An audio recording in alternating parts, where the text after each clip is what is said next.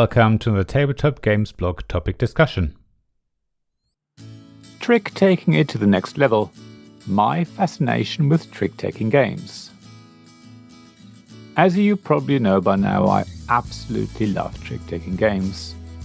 I have long wanted to share this love with other people, but found it can be hard to teach trick-taking to people who have never come across it. Luckily, in recent months, I have found one or two games that are great for introducing people to trick-taking. They have allowed me to share my passion for this genre of card games.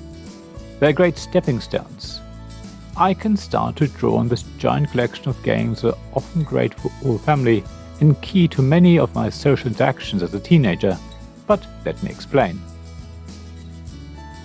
Even if you don't know trick-taking games, you've probably heard of the terms trick, trump, suit, or following suit.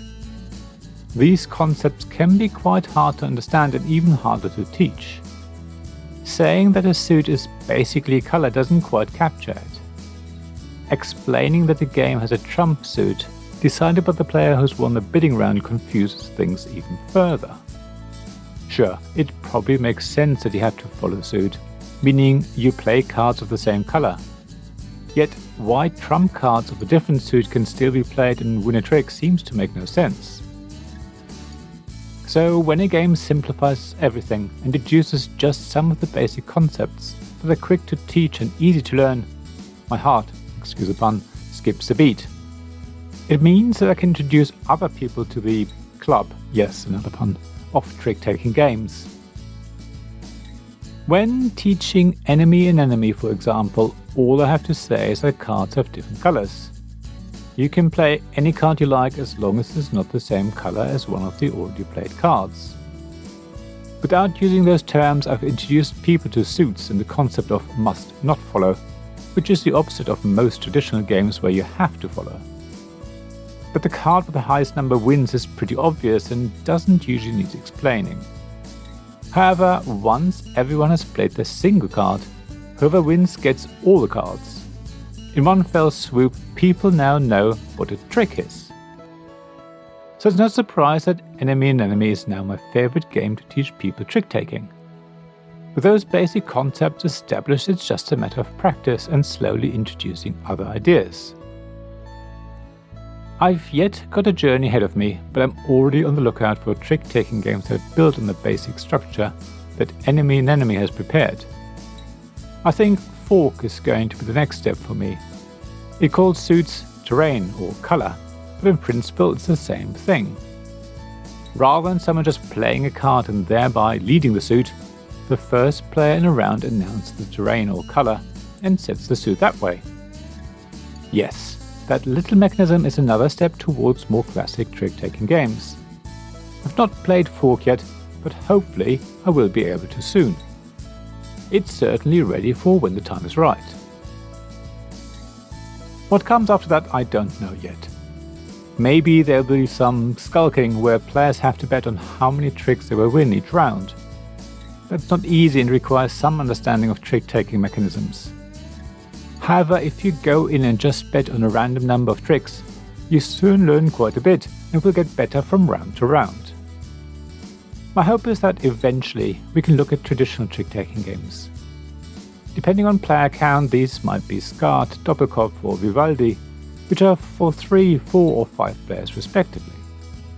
These games have a full set of trick-taking mechanisms, from bidding to playing in teams, trumps, suits and more.